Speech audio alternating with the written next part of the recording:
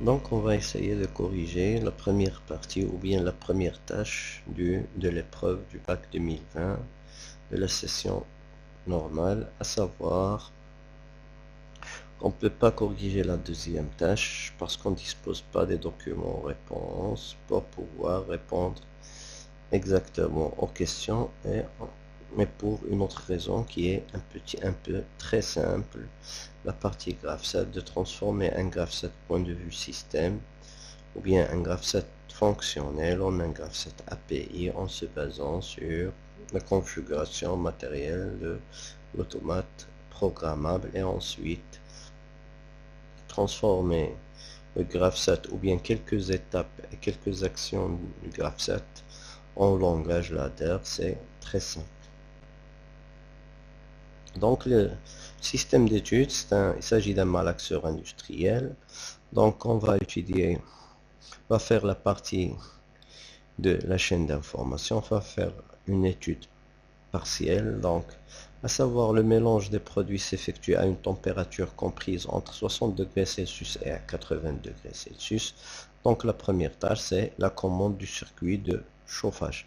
Donc le chauffage est assuré par trois résistances chauffantes. La température est prélevée par un capteur de type PT100, donc une, une thermistance. Dans la résistance, elle est désignée par RPT qui varie non, proportionnellement par rapport à la température. Donc le schéma de commande, dispositif de séchage est le suivant. Donc on a une source de courant, on a une résistance de type PT100, à savoir une thermistance. On a un premier circuit constitué autour de l'amplificateur opérationnel AO1.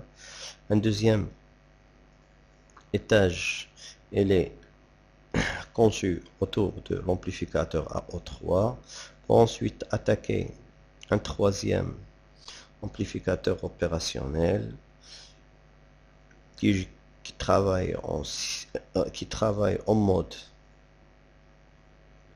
comparateur ou bien non linéaire. Donc il s'agit d'un comparateur à deux seuils. Ensuite on a une interface de sortie constituée d'une résistance, d'une diode autour d'un transistor qui permet de commander un contacteur.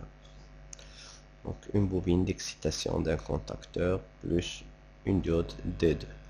Et ça permet d'aller, ce contacteur, ça permet d'alimenter les résistances chauffantes. Ensuite, on va passer à l'étude de la tâche 1. Donc, on va considérer que les amplificateurs opérationnels sont parfaits.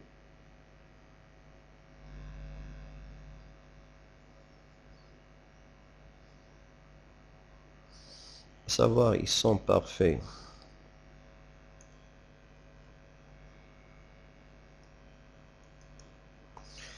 Comme je disais tout à l'heure, que les amplificateurs opérationnels sont considérés parfaits. Donc avec une tension d'alimentation qui varie, qui est égale plus ou moins 15 volts, à savoir plus ou moins V7 égale plus ou moins VCC est égal plus ou moins 15 volts. Le générateur de courant permet de fournir un courant constant I0 égale 1 mA. VRF1 et VRF2 sont des tensions continues de référence. Maintenant, on va faire l'étude du capteur de température. La mesure de cette température est réalisée ou bien prélevée à l'aide d'une sonde de type PT100 à deux fils. Donc la sonde PT100 est symbolisée par la résistance RPT, possède une linéarité dont la figure représente la caractéristique, donc, et qui est gérée par la relation RPT égale R0 facteur de 1 plus A alpha fois θ. Avec RPT, c'est la résistance en ohms de la PT100. θ, c'est la température en degrés Celsius. Alpha, c'est le coefficient de température. Et R0, c'est la valeur de cette résistance lorsque θ égale à 0 ou bien à 0 degrés Celsius. Donc, la question 34, il nous demande d'indiquer les grandeurs d'entrée et de sortie de ce capteur en précisant l'unité de chaque grandeur. Ce capteur est-il passif ou actif? Justifiez votre réponse. La question 36, déterminez graphiquement la sensibilité S de la PT100 et précisez son unité. Ensuite, la question 37, calculez alors les valeurs de R0, alpha, puis précisez leurs unités. Donc en ce qui concerne la question 34 qui nous demande d'indiquer les grandeurs d'entrée et de sortie de ce capteur en précisant l'unité de chaque grandeur. À savoir, si on se rappelle de la définition d'un capteur, donc un capteur, qu'on vous rappelez très bien, c'est un dispositif ou bien c'est un composant qui permet de convertir une grandeur physique en une grandeur électrique. Tout simplement. Ça, c'est la définition la plus simple d'un capteur. Donc, il permet, un capteur, c'est un dispositif qui permet de convertir, de transformer une grandeur qui est physique en une grandeur qui est électrique. Généralement électrique. Donc, dans la plupart du temps électrique. À savoir, si on remarque dans la caractéristique ou bien si on se rappelle de la forme de ce capteur. Donc ce capteur, qu'est-ce qu'il permet de faire? Il permet de transformer une grandeur physique qui est la température, donc θ, donc à savoir la grandeur d'entrée, c'est la température θ qui est exprimée en degrés Celsius. On la transforme à une grandeur électrique qui est la grandeur électrique qu'on peut remarquer ici, c'est la résistance. Donc, la grandeur d'entrée, c'est la température θ en degrés Celsius. Et la grandeur de sortie, c'est la résistance RPT, à savoir, avec son unité, comme on peut le remarquer sur la caractéristique, c'est en ohm. Ensuite, ce capteur est-il passif ou bien actif? Justifiez votre réponse. Donc, puisqu'il s'agit, tout d'abord, il s'agit d'une résistance. Donc, la grandeur de sortie, c'est une résistance. Donc, généralement, puisqu'on utilise le principe d'une résistance, donc les résistances sont des circuits ou bien des composants passifs, puisqu'ils ne font pas appel à une alimentation. Donc, puisqu'on exploite le fait d'une résistance, donc il s'agit, ou bien le nom d'une résistance, donc il s'agit automatiquement, donc c'est un capteur passif, puisque la grandeur de sortie est une résistance qui est RPT. Ensuite, la question suivante, déterminer graphiquement la sensibilité S de la PT100 et préciser son unité. Donc si on parle de la sensibilité, c'est de diviser la grandeur de sortie par la grandeur d'entrée. Si on remarque la grandeur d'entrée, si on parle de la division de la grandeur d'entrée par la grandeur de sortie, donc automatiquement, dans notre caractéristique, ça sera, c'est divise delta R sur delta θ, ça représente, c'est le coefficient directeur, et puisqu'on divise delta R sur delta θ, donc delta R, son unité c'est en ohm, et θ, son unité est degrés Celsius, donc si on divise delta R sur delta θ, automatiquement on aura l'unité, c'est le ohm divisé par degrés Celsius, c'est l'unité de S. Donc ça c'est S. Et son unité, comme je viens de le dire, c'est degrés.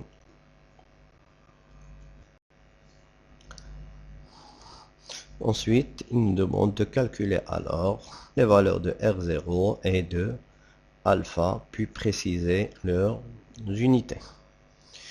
On sait que RPT de θ lorsque θ égale 0 degré Celsius égale R0. Donc d'après la caractéristique de transfert, on a pour R0, lorsque θ égale à 0, donc R0 égale, par projection, on obtient égale 100 tonnes. Et c'est pour ça qu'on l'appelle PT 100. Donc PT 100, c'est lorsque θ égale à 0, sa valeur égale à 100. Et on a encore un autre type on a PT 1000, seulement PT 1000, parce que lorsque θ égale à 0, R0 égale à 1000. Ensuite, pour calculer alpha, il n'est rien d'autre que S qui est égal à delta RPT divisé par par delta θ. Donc on prend deux points, par exemple A et B, et on a alpha égale RPT lorsque θ. Donc à savoir alpha égale RPT de θA lorsque θ égale 130, moins RPT de θB lorsque θ égale à 0 degré Celsius divisé par θA moins θB.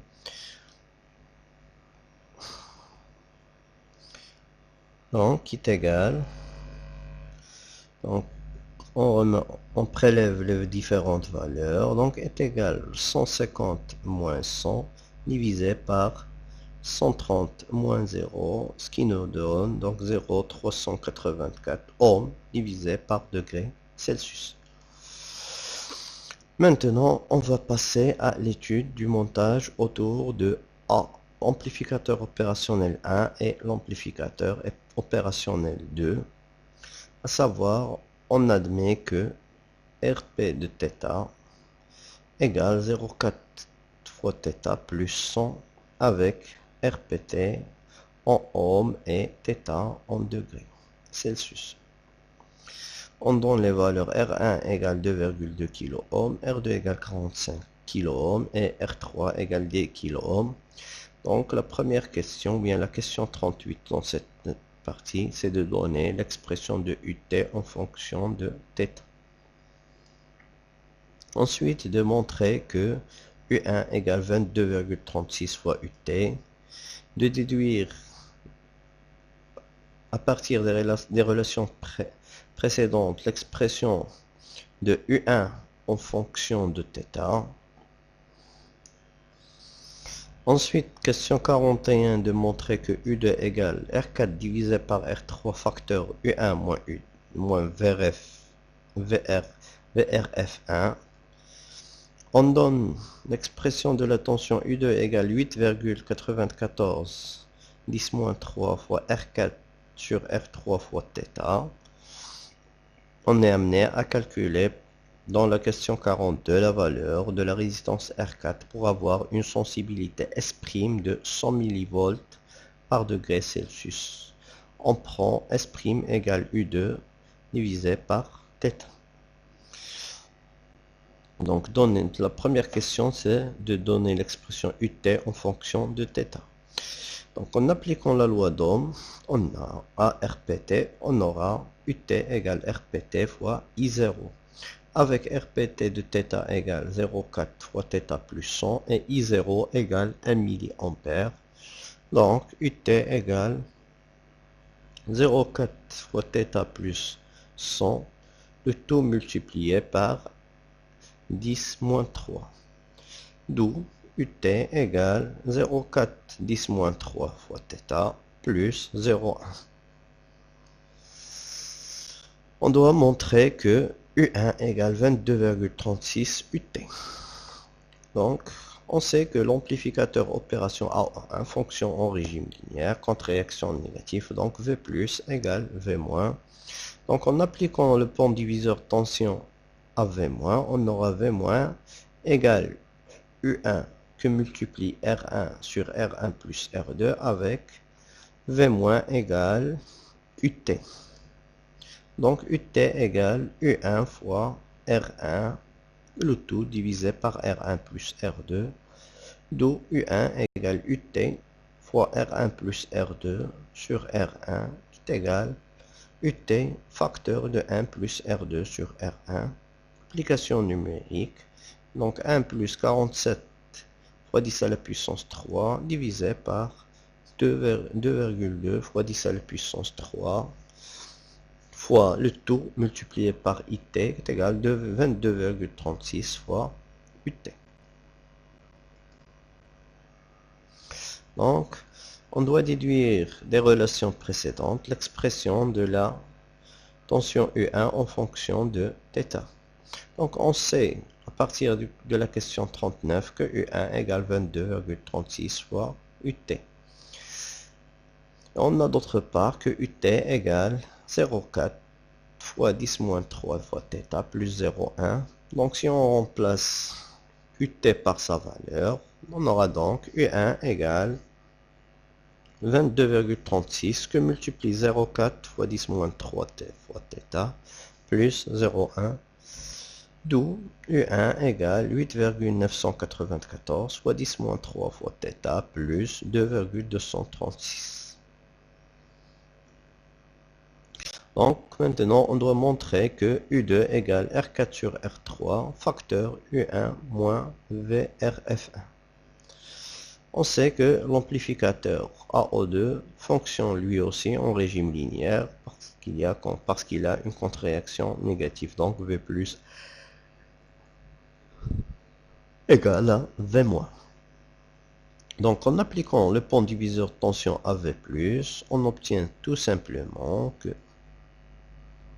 V plus égale U1 fois R4 le tout divisé R3 plus R4. En appliquant le théorème de Millman à V-, on aura V- égale VRF sur R3, pardon, VRF1 sur R3 plus U2 sur R4, le tout divisé par 1 sur R3 plus 1 sur R4 qui est égal URF1 fois R4 sur R3 plus R4 plus U2 fois R3, le tout divisé par R3 plus R4. Alors, on a V plus égale à V. Donc, U1 fois R4, le tout divisé R3 plus R4 égale URF1 fois R4 sur R3 plus R4 plus U2 fois R3 le tout divisé par R3 plus R4. Cette relation, on a obtenu de l'égalité de V plus égale à V moins. On peut remarquer qu'on a un dénominateur commun, donc on peut simplifier avec le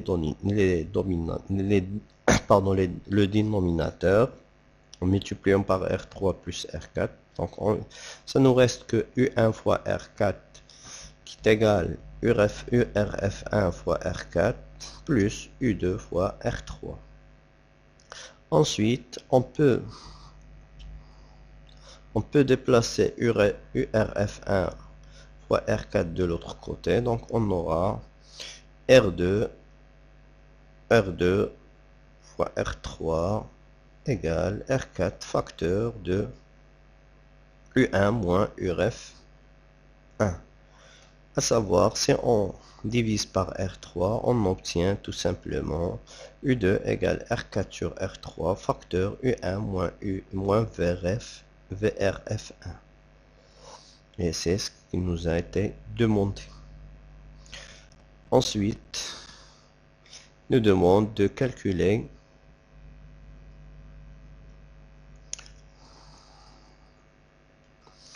Ensuite, il nous a demandé de calculer dans la question 42 la valeur de la résistance R4 pour avoir une sensibilité S' de 100 mV par degré Celsius. On prend S' égale U2 sur θ. Donc on sait que U2 égale 8,94 fois 10 moins 3 fois R4 sur R3 fois θ.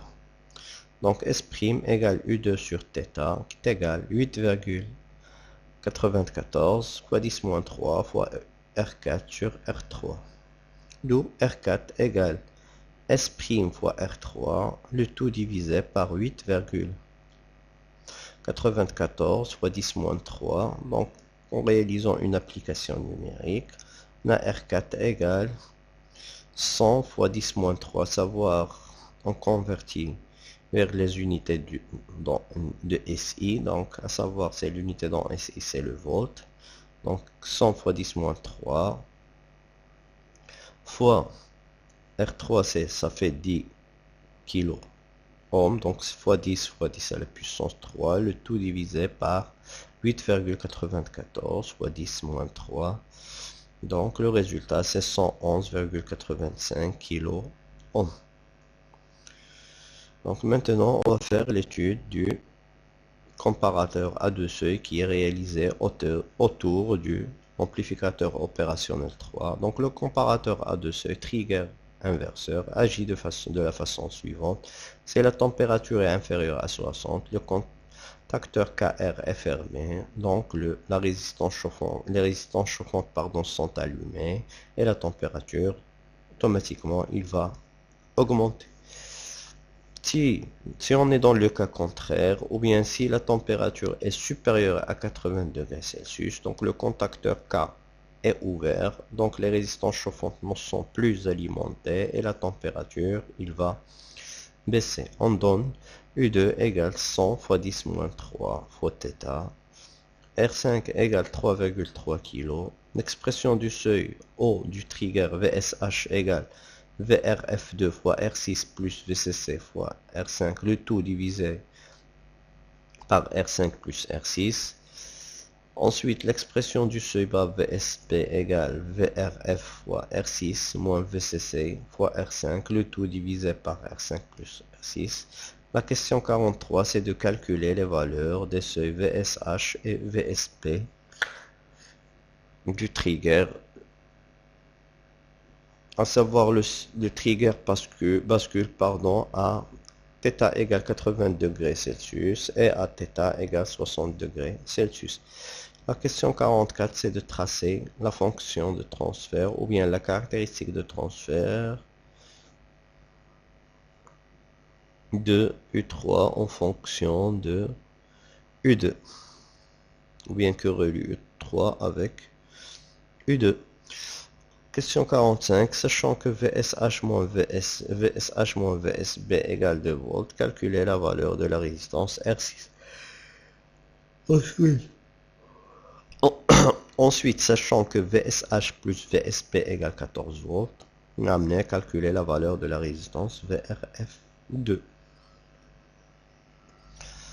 Donc, en ce qui concerne le calcul, donc à savoir, il nous est demandé de calculer les valeurs de VSH et VSP. On sait que U2 égale 100 fois 10 moins 3 fois θ, d'où VSH égale U2 de θ lorsque θ égale 80 degrés Celsius. Donc à savoir, ça sera égal 100 fois 10 moins 3 fois 80. Et VSP, c'est la valeur de U2 lorsque θ égale 60 degrés Celsius. Automatiquement, ça sera égal 100 fois 10 moins 3 fois 60. Application numérique, VSH égale 8 volts et VSB égale 6 volts. Donc, il nous demande de tracer la caractéristique. Donc, on sait que le comparateur agit de la façon suivante. Donc, si la température est inférieure à 60, le contacteur sera fermé. Et les résistances chauffantes sont allumées et automatiquement la température il va augmenter.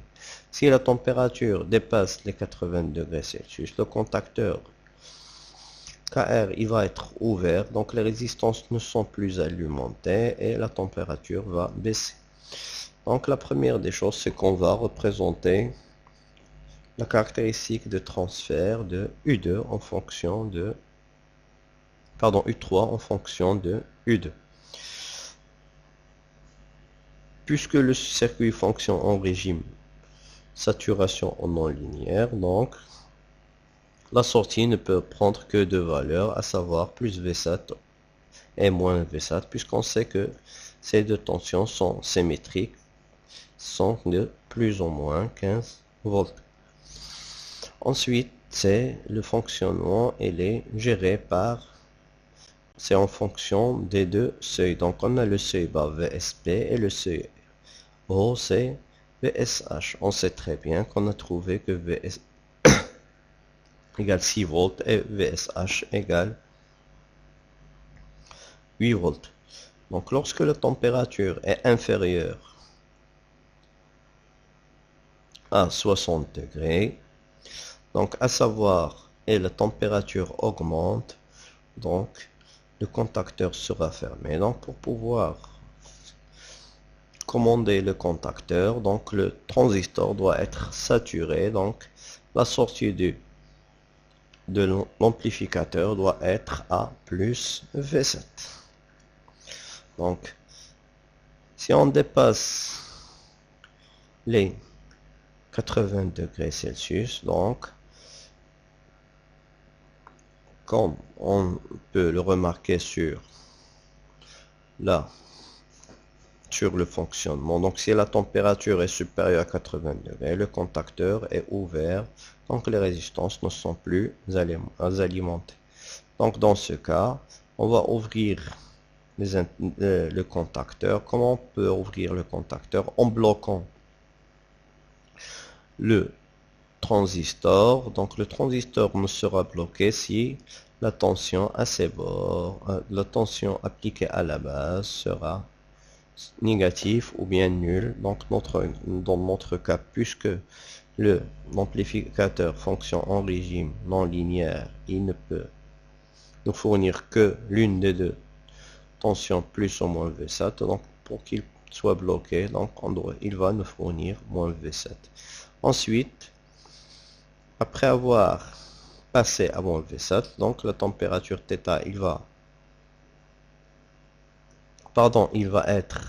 il va diminuer. Donc on va passer, donc lorsque il va diminuer, la sortie toujours, il va rester à moins V7 jusqu'à ce qu'on atteigne, la température va devenir inférieure à 60, donc on va passer à plus V7 et le cycle recommence, et comme ça c'est la caractéristique de notre comparateur A2C. Ensuite, la question 45, ça nous demande de, sachant que VSH moins VSB égale 2 volts, calculer la valeur de la résistance R6. On sait que VSH moins VSB égale 2 fois VCC fois R5 divisé par R5 plus R6 égale à 2 volts. Donc R6 égale, d'où R6 égale 2 VCC, le tout divisé par VSH moins VSB moins 1 fois R5. Donc application numérique, on obtient R6 égale 46,2 kΩ. Ensuite, sachant que VSH plus VSB égale 14 volts, donc on est amené à calculer la valeur de la tension VRF2. Donc on sait encore que VSH plus VSB égale, à savoir 2 VRF2 fois R6, de tout divisé par R5 plus R6 qui est égal 16 volts. Donc VRF2, donc VRF2 égale VSH plus VSB, le tout divisé par 2, facteur de 1 plus R5 sur R6. Donc application numérique, VRF2 égale 14 sur 2, facteur de 1 plus 1 sur 14, donc à savoir égale 7,5 volts. Et comme ça, on a terminé cette tâche et merci pour votre attention.